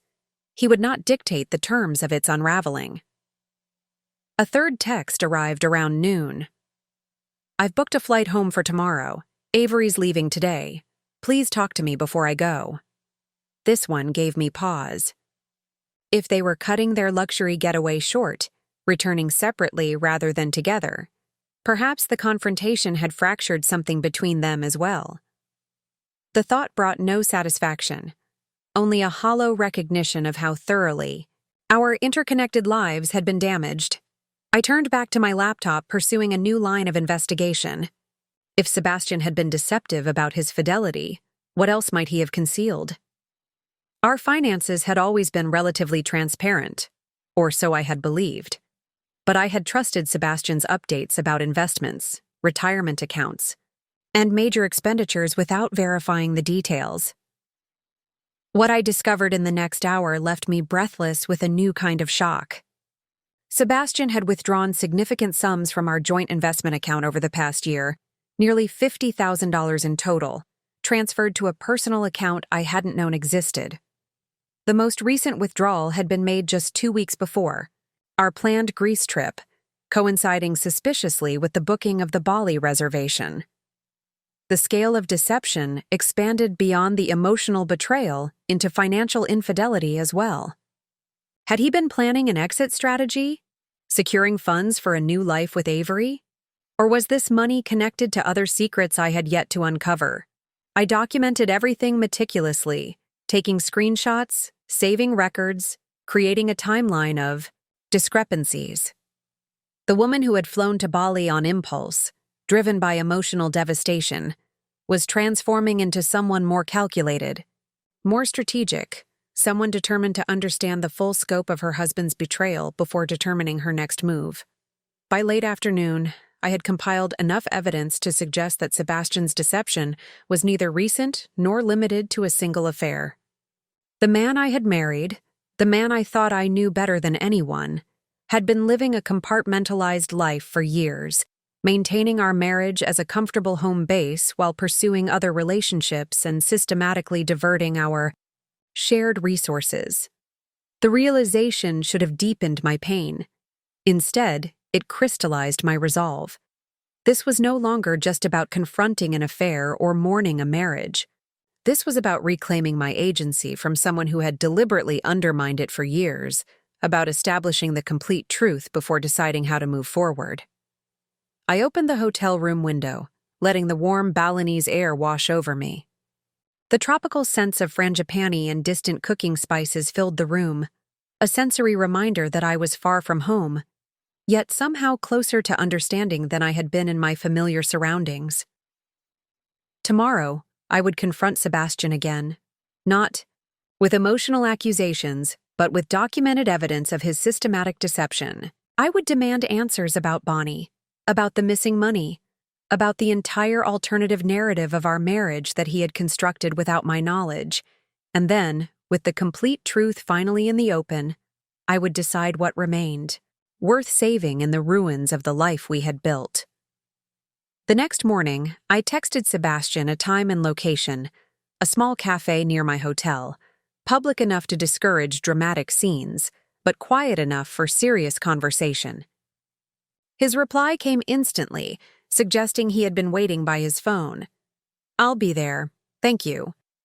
I arrived early, selecting a corner table that offered both privacy and a clear view of the entrance. I ordered a coffee I didn't want, arranging my evidence in a precise stack beside it, printouts of financial transactions, email exchanges, location data, all organized chronologically to tell the story of Sebastian's deception. When he entered, I barely recognized him. Gone was the confident architect, the man who moved through spaces as though he had designed them himself. In his place stood someone diminished, shoulders slightly hunched, eyes darting nervously around the cafe until they landed on me. He wore rumpled linen pants and a plain white t-shirt, an uncharacteristic lack of polish that spoke volumes about his mental state. "Kara," he said, sliding into the chair across from me. "Thank you for agreeing to meet." I didn't acknowledge the gratitude. "Where's Avery?" "She left last night. Took an earlier flight." He ran a hand through his uncombed hair. "After you found us, things changed between us. The reality of what we'd done became unavoidable." "How convenient," I replied, keeping my voice neutral. "It only became unavoidable when you were caught." Sebastian sighed, a sound that once would have evoked my sympathy. "I know you're angry. You have every right to be. What we did was unforgivable." "I didn't come here to discuss forgiveness," I said, sliding the stack of papers toward him. "I came for the truth, the complete truth." He glanced at the papers, confusion flickering across his face. I've told you the truth. Avery and I are just part of the story, I finished for him. I spent yesterday digging deeper, Sebastian, and what I found suggests your deception goes far beyond a 6-month affair with Avery. Color drained from his face as he looked more carefully at the top sheet. A credit card statement from 11 months ago showing charges at a boutique hotel in Houston where he had supposedly attended a conference alone. Who is Bonnie? I asked, my voice steadier than I felt. His eyes closed briefly, a man watching his carefully constructed narrative collapse. How did you find out about her? You're not the only one who knows how to search an email account, I replied. The better question is, were you ever going to tell me about her, or about the other women before her? Or about the $50,000 you've withdrawn from our joint investments over the past year? Sebastian's expression shifted through shock, guilt, and finally a resigned acknowledgement. He didn't deny any of it, which was perhaps the only honesty in our entire exchange. It wasn't supposed to be like this, he said finally, his voice barely above a whisper. Like what exactly? You weren't supposed to get caught? I wasn't supposed to discover that my entire marriage has been a fiction? He shook his head, looking not at me but at some middle distance between us. I never planned to hurt you, Kara. When we got married, I meant every word of my vows. I loved you. I still love you, in my way. Your way, I repeated, the words tasting bitter. Which apparently includes serial infidelity and financial deception. It's not that simple. Then explain it to me, I challenged. Help me understand how the man I built a life with could systematically betray every aspect of our partnership while coming home each night, while planning anniversaries, while talking about our future. Sebastian was silent for a long moment, seemingly gathering thoughts that had never been articulated aloud. When he finally spoke, his voice was different, stripped of its usual polish, raw with a truth he had perhaps never fully acknowledged, to himself. I've never been faithful to anyone, he said quietly. Not just in our marriage, in any relationship I've ever had. There's something broken in me, something that always seeks the new, the different, the escape from whatever commitment I've made. He looked up at me, his eyes showing a vulnerability I had rarely seen. With you, I thought it would be different. You are extraordinary. Intelligent, compassionate, stable in all the ways I'm not. I convinced myself that marriage to you would fix whatever was wrong with me, that your goodness would somehow transform me into someone worthy of it. I listened without interrupting, my anger temporarily suspended by this unexpected glimpse into a version of Sebastian I had never known existed. For a while, it worked, he continued. The first few years, I was faithful, committed. I thought I'd finally outgrown whatever compulsion had driven me before. But then old patterns returned, the restlessness, the dissatisfaction with what I had, the constant seeking for something else, something more. Bonnie was the first? I asked, needing the chronology of our disintegration. He nodded. About 18 months ago. A client at the firm, it lasted a few weeks. Then there were others. Brief connections. Nothing serious. Until Avery. And the money? I pressed, unwilling to let this critical piece remain unexplained. Sebastian's expression darkened with fresh shame. I've been gambling. Not in casinos. Investment. Schemes. High-risk ventures. Trying to recoup losses that kept growing. I was going to pay it back before you noticed. The absurdity of this statement hung between us, as though the theft were the problem rather than the deception itself. Almost laughed, a harsh sound that died in my throat. So our entire marriage has been a lie, I said flatly. No, Sebastian insisted, leaning forward intently. That's what you need to understand, Kara. The foundation was real. The life we built together, the connection we shared, that was genuine. My failures, my betrayals, they existed alongside something real, not in place of it. I considered his words, testing them against the evidence before me. Was it possible to simultaneously love someone and systematically betray them? Could the Sebastian who had held me through my father's death, who had celebrated my professional achievements with genuine pride, who had built a home with me brick by brick, also be the Sebastian who had maintained secret relationships and diverted our shared resources? You compartmentalized, I said, understanding dawning. You created separate selves, the devoted husband, the secret philanderer, the risk-taker, each operating independently without allowing the contradictions to surface. He nodded slowly, relief visible in his expression at being understood, if not forgiven. I never reconciled those parts of myself. I just managed them, kept them in separate boxes. Until now. Until I opened all the boxes at once, I finished. Yes. We sat in silence, the ambient noise of the cafe, espresso machines hissing, muted conversations in multiple languages, creating a surreal soundtrack to this moment of devastating clarity. The deeper truth of our marriage was finally visible. Sebastian had never been the person I believed him to be. Not because he had deliberately misrepresented himself, but because he had never fully integrated the disparate aspects of his own identity. He had loved me genuinely while betraying me repeatedly, each act somehow divorced from the other in his fragmented psychological landscape.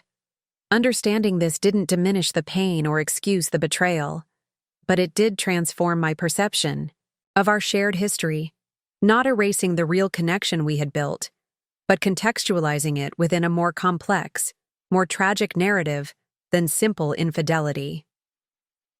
What happens now? Sebastian asked quietly. I gathered the papers, returning them, to my bag with deliberate movements. Now I go home and begin rebuilding my life without you. And you. I met his eyes directly. You decide whether to continue living in fragments or to finally face yourself honestly. The Balinese afternoon had shifted into early evening by the time Sebastian and I parted. We had continued talking for hours, excavating the ruins of our marriage with archaeological precision, uncovering artifacts of both beauty and decay. Nothing changed. The facts of his betrayal remained unaltered, but something within me had transformed during those hours of painful honesty. I walked back to my hotel alone, the tropical air heavy with impending rain. The sky darkened as I reached my room, and within minutes, water was falling in sheets, drumming against the windows and rooftop. The sudden storm matched my internal landscape, a cleansing deluge after unbearable tension. Standing at the window, watching lightning illuminate the churning ocean in brief, electric moments, I felt the first real sensations of grief breaking through the protective numbness that had carried me since discovering Sebastian's betrayal. I allowed myself to cry finally. Not delicate tears, but gut-wrenching sobs that bent me double, hands pressed against the cool glass for support. I cried for the 8 years given to a marriage built on shifting sand. For the children we had, discussed but never had. For the anniversary trips and quiet Sunday mornings and inside jokes that had been real despite everything else. For the future I had imagined and would now never experience. When the storm of emotion finally subsided, I found myself curled on the bed, physically exhausted but mentally clearer than I had felt since the bank's security alert had first shattered my world. The pain remained, a persistent ache beneath my ribs, but no longer threatened to overwhelm me. In its wake came something unexpected, a growing sense of possibility. For years, I had unconsciously molded myself to fit Sebastian's life, adjusting my teaching schedule to accommodate his client meetings, prioritizing his career moves over my own opportunities, maintaining our home as a peaceful haven where he could decompress from professional stress. I had done these things willingly, believing them to be investments in our shared future. Now I faced the disorienting freedom of having only myself to consider. What did I want? Who was I outside the architecture of our marriage? These questions, dormant for nearly a decade, suddenly demanded attention. I opened my laptop, creating a new document titled simply, Next. Into it, I began pouring thoughts that surprised me with their clarity and conviction. I want to apply for the department chair position I declined last year because Sebastian thought the additional responsibilities would interfere with our plans to start a family. I want to finish the educational psychology research paper I abandoned when Sebastian's Singapore project demanded more of my support at home. I want to visit Japan, a trip Sebastian had always postponed because it didn't interest him enough. Want to sell the house. Too many memories. Too many rooms designed according to his architectural vision rather than my comfort. The list grew, each entry a small act of reclamation, a declaration of selfhood separate from the identity I had, constructed as Sebastian's wife. By the time I finished, the rain had stopped, and moonlight filtered through dispersing clouds, casting silvery patterns across the floor of my modest hotel room. I closed the laptop and moved to the bathroom, studying my reflection in the mirror. The woman who looked back at me appeared simultaneously familiar and foreign, the same features I had always known, but arranged with a new intensity, a nascent determination. This is where it begins, I told my reflection. Not with him, but with you. The next morning I woke early, my body still aligned with Austin time despite the days in Bali. The fresh light of dawn illuminated my room with gentle clarity, and I felt a strange lightness as I moved through my morning routine, as though yesterday's emotional catharsis had created space for something new to emerge. I had arranged to meet Sebastian one final time before my departure, not from any need for further closure, but to address practical matters that couldn't be avoided. We met at my hotel's beachfront cafe, both of us appearing more composed than during our previous encounter. "I've booked a moving company," Sebastian said after we had ordered coffee. "I'll be out of the house by the time you return, staying with my brother until I find a place." I nodded, appreciating this practical consideration. "I'll have my lawyer contact you about the separation agreement. I want this to be straightforward. No protracted battle." "Of course," he agreed quickly. "Whatever you want, Kara, I won't contest anything." The servility in his tone irritated me. This new, penitent Sebastian felt as inauthentic as the supposedly devoted husband had been. I preferred the raw honesty of yesterday's conversation to this performance of contrition. "This isn't about punishment," I clarified. "It's about fairness and moving forward efficiently." "I understand." He hesitated, then added, "I've scheduled an appointment with a therapist for when I get back, to work on everything we talked about." This surprised me. Sebastian had always dismissed therapy as self-indulgent navel-gazing when I'd suggested it during occasional rough patches in our marriage. His willingness to seek help now seemed to underscore the reality that our relationship had needed to break entirely before he could acknowledge its fundamental flaws. "That's good," I said simply. "I hope it helps you." We finished our coffee. In relative silence, the practical details of disentangling our lives requiring few words. As we prepared to part, likely for the last time before lawyers and mediators became our primary means of communication, Sebastian reached across the table, his hand stopping just short of touching mine. "I need to ask you something," he said, an unexpected vulnerability in his voice. "All those years, was any of it real for you? Were you happy at all?" The question caught me off guard. In the aftermath of betrayal, it would have been easy to rewrite our entire history as a tragedy, to deny the genuine happiness that had existed alongside the deception. But that would be another kind of lie. "Yes," I admitted. "There were years of real happiness, Sebastian. Moments of genuine connection. That's what makes this so painful. It wasn't all false, just incomplete." He nodded, absorbing this. "I'm sorry I couldn't be who you needed me to be, who I wanted to be for you." For the first time since discovering his betrayal, I felt a flash of genuine sympathy for Sebastian. His fragmented self had damaged not just me but him as well, a prison of his own construction from which he might never fully escape. "I hope you find a way to reconcile those different parts of yourself," I said, surprising myself with the sincerity of the wish. "Not for us, there is no more us, but for you." We said goodbye on the beach, the morning sun warming the sand beneath our feet. No dramatic embraces, no passionate declarations, just the quiet acknowledgement that what had once bound us together had irreversibly altered, creating separate paths forward. As I watched Sebastian walk away, becoming smaller against the expansive horizon, I felt the definitive shift within myself, the turning point between ending and beginning, between looking back and looking forward. The woman who had flown to Bali in desperate pursuit of truth would return to Austin fundamentally changed, not just by what she had discovered about her husband, but by what she had discovered about herself. I turned away from Sebastian's retreating figure, facing the endless ocean before me. Whatever came next, I would face it not as Sebastian's wife, not as a victim of betrayal, but as myself, complete, autonomous, and ready to begin again. The flight back to Austin stretched before me like a threshold between worlds.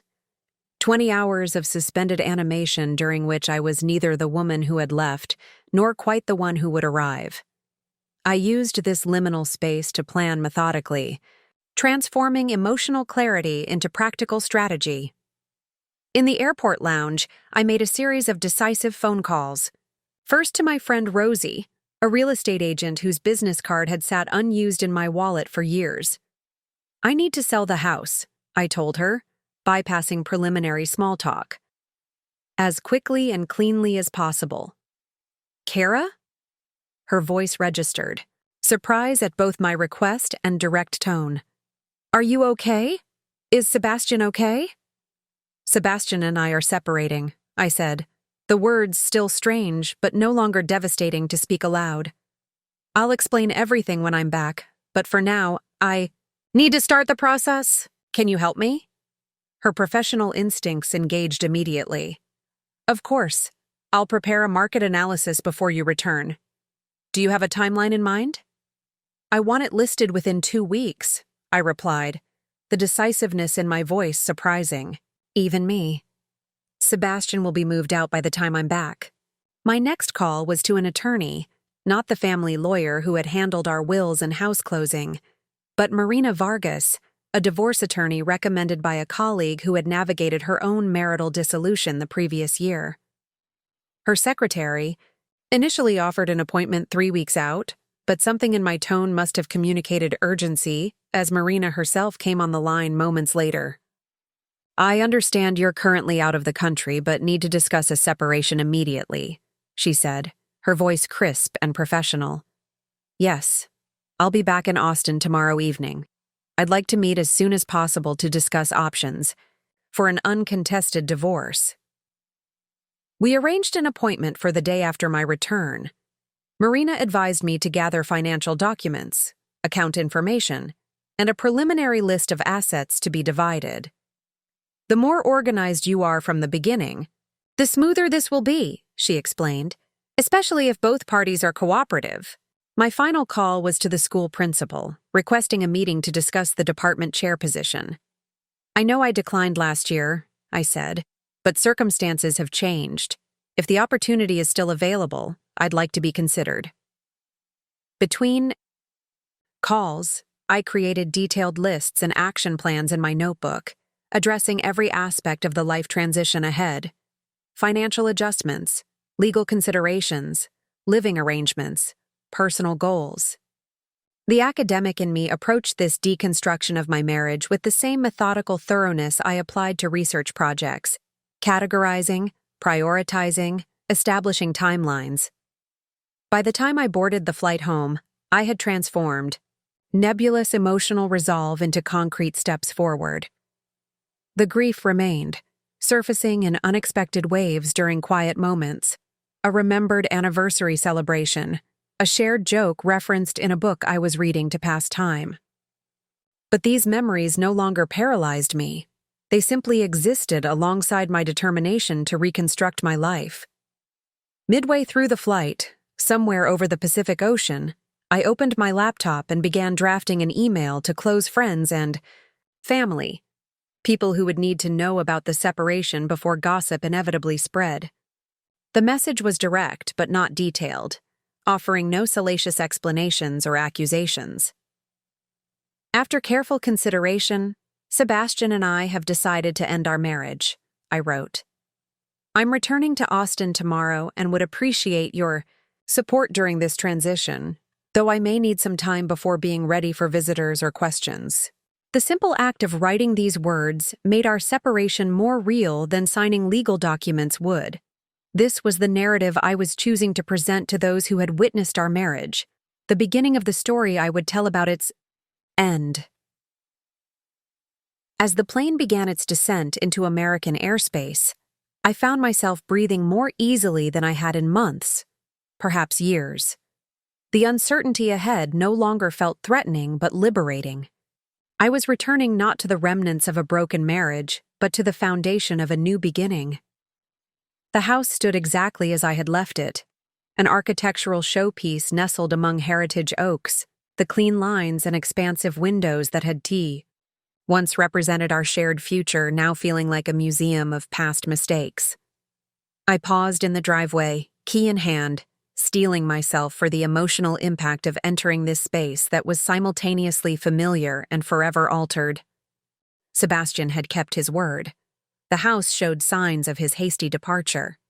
His favorite leather reading chair was missing from the living room. The built-in bookshelf contained gaps where his architecture volumes and design magazines had been. His toiletries had vanished from the master bathroom, leaving behind clean countertops and empty drawers. But these absences merely highlighted how much remained: the furniture we had selected together, the art collected during our travels, the kitchen designed around our shared love of cooking. Every corner held memories, each object a potential emotional landmine. The cumulative weight of 8 years of shared life pressed against my chest, threatening to collapse the careful composure I had maintained during the journey home. I moved through the rooms methodically, windows open to dispel the stillness, making mental notes of what to keep, what to sell, what to discard. This initial survey wasn't about sorting possessions, but about reclaiming space, transforming what had been ours back into something I could inhabit without constant reminders of betrayal. My phone chimed with text messages from well-meaning friends who had received my email announcement. I silenced it without reading them, not yet ready for the inevitable questions and expressions of sympathy. There would be time for that later, after I had secured the foundations of my new reality. The morning brought my appointment with Marina, the divorce attorney. Her office occupied a converted Victorian house downtown, the interior surprisingly modern behind the historic facade. Like me, she wasted no time on pleasantries beyond minimal courtesy. In an uncontested divorce, assuming both parties are cooperative and finances aren't overly complex, we can potentially complete proceedings within 3 to 6 months, she explained, reviewing the documents I had brought.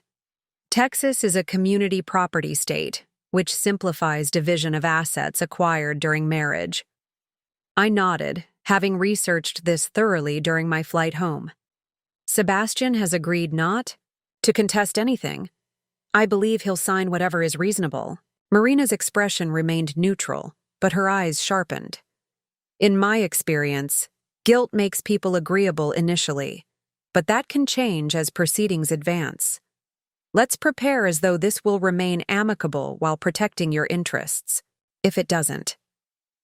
We spent the next hour outlining strategy, the house sale, division of investment accounts, including addressing the money Sebastian had diverted, retirement considerations, and tax implications. By the time I left her office, the abstract concept of divorce had transformed into a concrete sequence of legal steps, each with its own timeline and requirements. From Marina's office, I drove directly to my school for the meeting with Principal Wallace about the department chair position. The familiar campus provided an odd comfort. a part of my life that had remained unchanged despite the upheaval in my personal world. Frankly, we never filled the position after you declined, Wallace admitted as I sat across from him in his office. We redistributed responsibilities temporarily, but the department needs dedicated leadership. Your timing is actually perfect. I outlined my vision for the psychology department, expanded AP offerings, research partnerships with local universities, interdisciplinary collaboration with the science and humanities departments. As I spoke, I felt a growing enthusiasm that had nothing to do with distraction from personal problems and everything to do with genuine professional passion that had been simmering, unattended, for too long.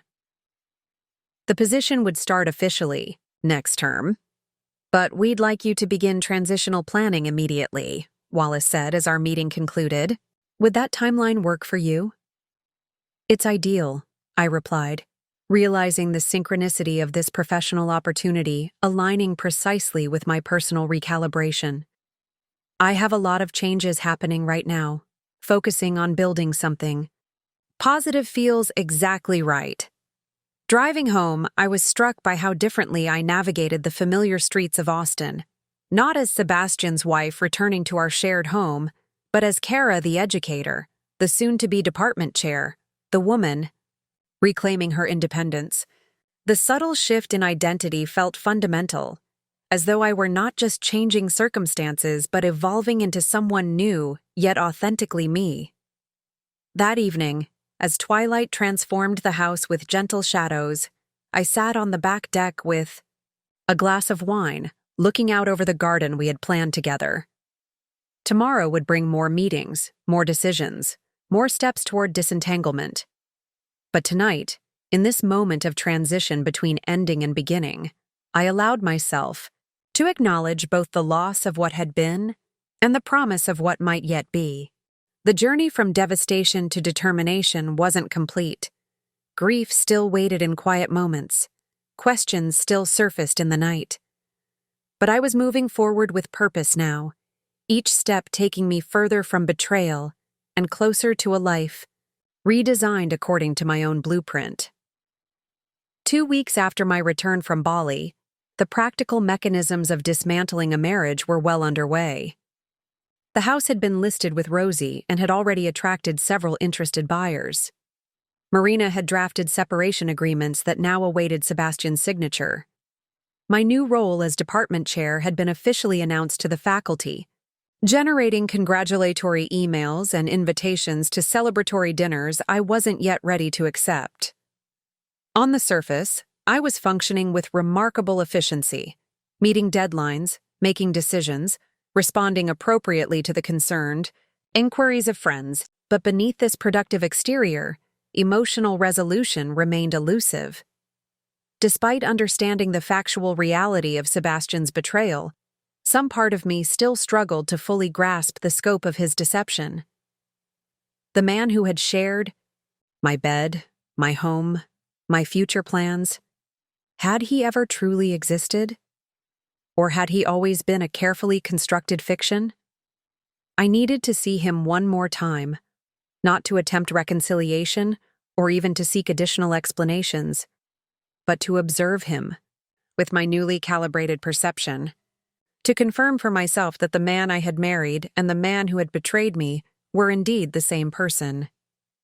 The opportunity came unexpectedly, through a text from Eric, Sebastian's assistant.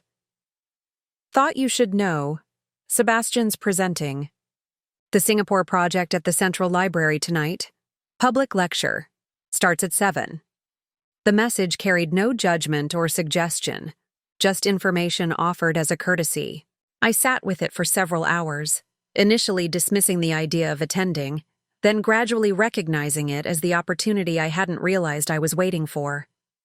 By 6:45 that evening, I was seated near the back of the library's event space, positioned where I could observe without being immediately visible.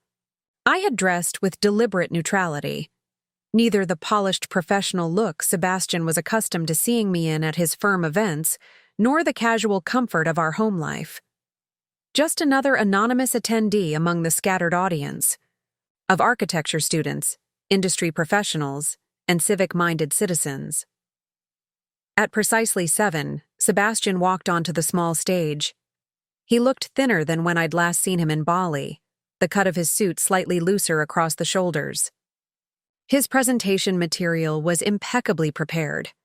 The architectural renderings of the Singapore project displayed with the perfect balance of technical detail and aesthetic appeal that had always characterized his professional work.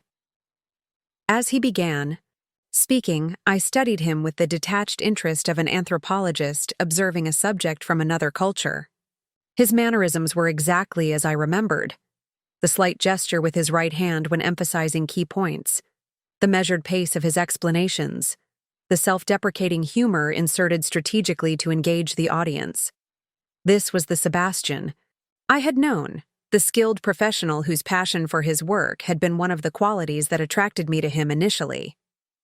Yet, as I watched, I noticed subtle indicators I might have missed before, or perhaps chosen not to see. The careful compartmentalization that had allowed him to maintain his double life was visible in how completely he inhabited this professional persona, with no hint of the personal turmoil surely affecting him. The charm he directed toward audience members during the Q&A session carried the same practiced quality that I now recognized had characterized many of our own interactions. Most revealing was the moment when someone asked about the project's timeline, and Sebastian provided a detailed answer that neatly obscured the actual delays and problems I knew the project had encountered. It wasn't that he was lying exactly. He was presenting a curated version of reality, one that served his purposes and maintained the impression he wished to create, just as he had done throughout our marriage. The realization settled over me with surprising gentleness. There was no shock, no renewed pain, just clarity. The Sebastian I had married and the Sebastian who had betrayed me were indeed the same person. The distinction existed not in him, but in my perception, in my willingness to see the whole truth rather than the partial reality I had accepted for years. As the presentation concluded, and attendees moved toward the reception area for refreshments, I slipped out a side door, my observation complete. I had seen what I needed to see. Not Sebastian performing on stage, but my own evolution from a woman who had built her life around a partial truth to one who insisted on seeing reality complete, however complex or painful. Walking to my car in the cool evening air, I felt the final piece of my emotional understanding click into place. The marriage I was leaving had been real in many ways. The shared experiences, the genuine moments of connection, the life we had built together. But it had been built on a foundation that included deliberate omissions, carefully maintained illusions, and Sebastian's fragmented selfhood. I didn't need to deny the authentic parts to recognize the flaws in the whole. And I didn't need to erase Sebastian from my history to move beyond him in my future. The complexity of this understanding felt like its own kind of freedom, the release from simplistic narratives of perfect love or complete betrayal into the more nuanced truth of human relationships with all their contradictions and complications. Dai Wei. House sold faster than anyone expected. A cash offer above asking price from a tech executive relocating from California. The buyers requested an accelerated closing, eager to establish residence before the school year began. Within 6 weeks of listing, I found myself sitting across from Sebastian in our attorney's office, preparing to sign the final documents that would convert our shared home into divided assets. Sebastian arrived precisely on time, dressed in the charcoal suit he reserved for important client meetings. He had lost more weight since the library presentation, his wedding ring noticeably absent from his left hand. When our eyes met, I recognized the careful mask he wore, the professional composure that had once seemed like strength but now revealed itself as emotional barricading. "You look well," he offered as we waited for the attorneys to prepare the paperwork. "I am well," I replied, surprised to find this wasn't a polite fiction but a simple truth. "The department chair position is challenging in all the right ways." He nodded, a flash of genuine emotion, pride perhaps, or regret, breaking through his composed exterior. I always said you'd be brilliant at it. You did, I acknowledged, even while encouraging me to decline it last year. The observation wasn't delivered with bitterness, merely stated as fact. Sebastian flinched slightly nonetheless, the contradiction between his words and actions exposed in this small example of our larger dynamic. Our attorneys entered before he could respond, carrying folders of documents requiring signatures. We worked through them methodically: property transfer forms, asset division agreements, tax implications acknowledgments. The mechanical process of legally severing our connection proceeded with unexpected ease, the signatures accumulating page after page until we reached the final document. This completes the property settlement, Marina explained. Once filed, these transfers are irrevocable. Do you both understand and agree to these terms? I do, I said, the phrase that had once bound us together now serving to release us from each other. Yes, Sebastian agreed quietly. As the attorneys gathered the signed documents, an awkward silence descended. The liminal space between married and separated, between the life we had shared and the distinct futures awaiting us. In this suspended moment, I felt a sudden need to speak the truth that had been crystallizing since watching Sebastian's presentation. I want you to know something, I said, my voice low enough that only Sebastian could hear. I don't regret our marriage. He looked up sharply, surprise evident in his expression. You don't? No. It wasn't what I thought it was, and it couldn't continue after what happened. But I won't pretend those 8 years meant nothing, or brought me nothing of value. Sebastian's carefully maintained composure wavered, genuine emotion breaking through the professional veneer. I don't deserve your generosity. It's not generosity, I corrected. It's honesty. And something else I've realized. Your behavior wasn't about me. It never was. Your choices reflected your own internal struggles, not my worth or value. His eyes filled unexpectedly with tears, the first authentic vulnerability I had seen from him since our confrontation in Bali. I've started therapy, he said, his voice unsteady. Twice weekly, it's difficult, facing myself without compartmentalizing. Good, I said simply. That's important. For you, not for us. There is no more us. He nodded, accepting this finality without protest. Kara, Don't, I interrupted gently. Don't make promises about changing or becoming someone different. We both know restoration isn't possible, and I'm not looking for it anyway. I'm moving forward, Sebastian. I hope you find a way to do the same. The attorneys returned with copies of our signed documents, breaking the intensity of the moment. We completed the remaining formalities with professional courtesy, shaking hands with our respective legal representatives as the meeting concluded.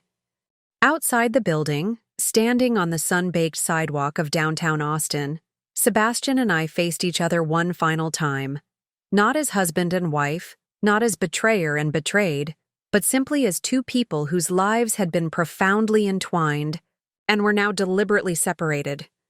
I wish you well, Sebastian, I said, meaning it despite everything. I truly do. He studied my face, perhaps searching for the wounded woman who had confronted him in Bali.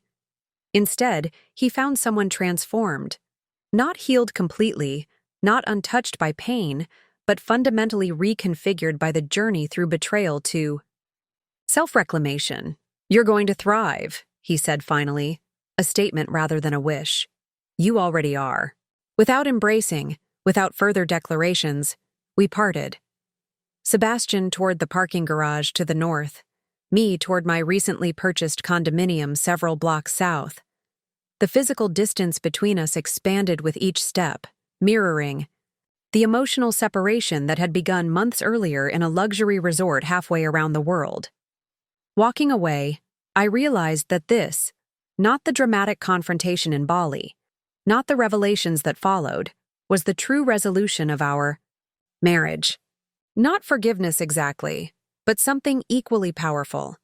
The conscious release of anger, the acknowledgement of complex truth, and the freedom to carry forward only what served the life I was now creating for myself. 3 months after the house closing, my new life had begun taking recognizable shape. The condominium downtown, a modern one-bedroom with floor-to-ceiling windows overlooking the Capitol, felt increasingly like home, decorated according to my preferences without compromise. The department chair position had fully engaged my professional focus, bringing challenges that stretched my abilities and rekindled academic passions long subordinated to maintaining our marriage. I had begun cautiously reconnecting with friends, accepting dinner invitations and occasionally hosting small gatherings in my new space. These social reintegrations sometimes felt awkward, friends uncertain whether to mention Sebastian, conversations occasionally stalling when marital topics arose, but gradually a new normal emerged. I was no longer defined primarily as half of a couple, but recognized as myself. Kara, educator, department chair, woman rebuilding her life with intentionality and purpose. The divorce proceedings continued moving forward without complications. Sebastian had remained true to his word, contesting nothing, signing documents promptly, maintaining appropriate boundaries in our limited communications. Our lawyers handled most interactions, keeping our direct contact minimal, an arrangement that served us both. On a crisp October morning, I was reviewing curriculum proposals in my campus office when my assistant announced an unexpected visitor. Avery Williams. My initial instinct was refusal. What possible purpose could this meeting serve? The betrayal had been acknowledged, the marriage ended, the consequences allocated. Reopening communication with the woman who had participated in Sebastian's deception seemed unnecessarily painful. Yet curiosity prevailed. Perhaps it was the educator in me, always seeking complete understanding, or perhaps the emotional distance I had achieved made confrontation less threatening. Whatever the reason, I found myself nodding. Send her in. Avery entered hesitantly, noticeably different from the confident attorney I remembered. She wore a simple black dress that seemed deliberately understated, her typical statement jewelry absent. The woman who had once commanded attention in every room now seemed to be attempting invisibility. "Thank you for seeing me," she said, remaining, standing until I gestured toward the chair across from my desk. "I wasn't sure you would." "Neither was I admitted. "Why are you here, Avery?" She placed a manila envelope on the desk between us. "There's something you should know, something I discovered after Bali." My stomach tightened at the mention of Bali, but I maintained my composure, waiting for her to continue. "Sebastian wasn't truthful with either of us," she said, her voice steadier now. "When you confronted us, when everything fell apart, I started looking more closely at our firm's finances, at the projects Sebastian had been managing, particularly Singapore." She tapped the envelope. "There are irregularities, Kara. Significant ones: money transfers to offshore accounts, project funds allocated to non-existent contractors. The Singapore client complaints weren't manufactured. They had legitimate concerns about financial mismanagement." I stared at her, processing this unexpected revelation. "Are you saying Sebastian was embezzling from the firm?" Avery nodded grimly. "I believe so. I've been building a case internally, quietly. The evidence suggests he's been diverting funds for at least 2 years, possibly longer." "Why tell me this?" I asked, genuinely perplexed. "We're divorced. His financial improprieties are no longer my concern." "Because some of those funds may have been commingled with your joint assets," she explained. "The house sale, investment, accounts. If any of that money was connected to these activities, you could potentially face legal exposure. I wanted to warn you, give you time to protect yourself." The irony was almost painful. Avery, who had participated in betraying me, personally, now acting to protect me professionally. I studied her face, searching for hidden motives or manipulations, but found only what appeared to be genuine concern. Why would you help me? I asked directly. After everything that happened? Avery's professional composure cracked slightly, revealing unexpected vulnerability. Because I owe you that much, at least. What happened between Sebastian and me? It wasn't what I thought either. He was manipulating both of us, Kara. Differently, but effectively. She hesitated, then continued with visible effort. After you found us in Bali, after you left, Sebastian revealed things, plans he had made, promises about our future that contradicted commitments he'd made to you. The man I thought I knew, he never existed. The parallel to my own realization was striking. Both of us deceived by Sebastian's compartmentalized personas, each shown only the version of himself that served his purposes. I'm not asking for forgiveness, Avery clarified. I don't deserve it. But I couldn't let you be blindsided again, potentially face legal consequences for actions you knew nothing about. I opened the envelope, scanning the documents inside. Financial records, transfer confirmations, email exchanges with subtle but unmistakable indications of deliberate misappropriation. The evidence appeared compelling, suggesting a level of calculation that exceeded even my revised understanding of Sebastian's character. Have you taken this to the authorities? I asked, closing the envelope. Not yet. I wanted to speak with you first, give you time to consult with your attorney about protecting your position. I nodded, acknowledging the unexpected consideration in this action. Thank you for bringing this to me. I'll have Marina review everything immediately. Avery stood to leave, then paused, seeming to wrestle with something more to say. Kara, I know it doesn't change anything between us, but I am truly sorry. Not just for Bali, but for the years of friendship I betrayed. I met her gaze directly. You're right, it doesn't change anything, but I appreciate the warning about this. I gestured to the envelope. It seems neither of us really knew him after all. After she left, I sat motionless behind my desk, absorbing this unexpected development. Sebastian's betrayal had been more comprehensive than I had imagined. Not just personal infidelity, but professional corruption. Not just emotional manipulation, but potentially criminal activity.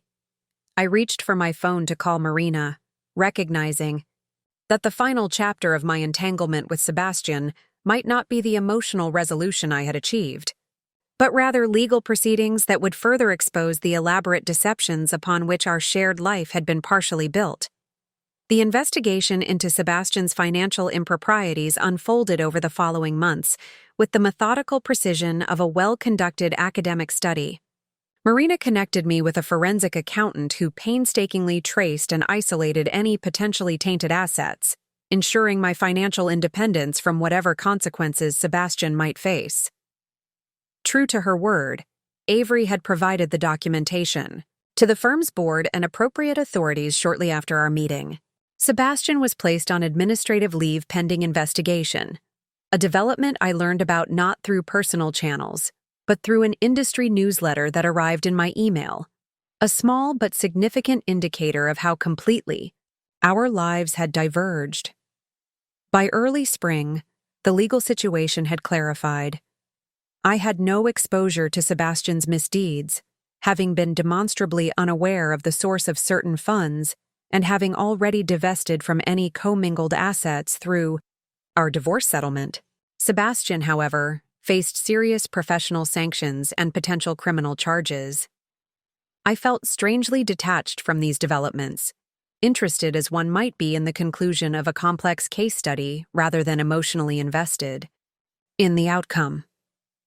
The Sebastian who had committed these acts was, in many ways, a stranger to me now, a man whose true nature I had glimpsed only after our marriage had ended.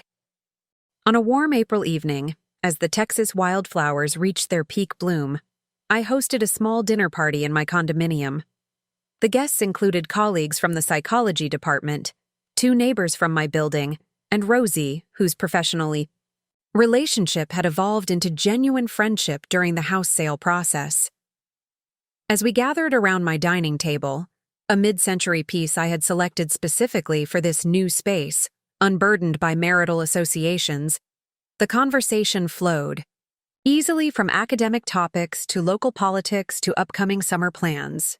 I had recently been accepted to present at an educational psychology conference in Kyoto, the Japan trip I had long deferred now becoming reality. Midway through dessert, Rosie raised her glass in an impromptu toast. To Kara, who has shown us all what resilience truly looks like. The others joined enthusiastically, but I felt a momentary discomfort with being celebrated for simply surviving betrayal. As their glasses lowered, I offered my own perspective. "Thank you, but I don't see the past year as something I endured," I said, surprising myself with the clarity of this realization. It was something that revealed me to myself, showed me capabilities and strengths I hadn't fully recognized before. Looking around at these people who knew different facets of my story, some who had witnessed my marriage, others who had entered my life only after its dissolution, I felt a profound sense of integration. No longer compartmentalizing my experiences as Sebastian had done with his life, I had instead incorporated all aspects of my journey into a more complete understanding of myself. Later, after my guests had departed and I stood alone on my balcony, watching the city lights, I reflected on the transformation of the past year. The pain had not disappeared entirely. Grief for what I had believed my marriage to be still occasionally surfaced in quiet moments. But that grief no longer defined me or limited my forward movement. The woman who had flown to Bali seeking answers had found something more valuable than mere truth about her husband's betrayal. She had discovered her own capacity for resilience, for growth, for building a life designed not around another person's expectations, but around her own authentic values and aspirations. The story that had begun with devastating betrayal had evolved into something unexpected, not a tragedy of loss, but a narrative of reclamation, of self, of purpose, of possibility. Whatever the future held, I would meet it not as Sebastian's betrayed wife, but simply as myself, Kara, complete and continuing to evolve, carrying forward the wisdom hard-won through betrayal, but not defined by it. As the spring breeze carried the scent of blooming trees from the Capitol grounds below, I smiled at the symmetry of new growth emerging from winter's necessary endings, nature's reminder that transformation often requires disruption, and that what follows can be more authentic, more vibrant, and more truly aligned with one's essential self than what came before. Up next, you've got 2 more standout stories right on your screen. If this one hit the mark, you won't want to pass these up. Just click and check them out. And don't forget to subscribe and turn on the notification bell so you don't miss any upload from us.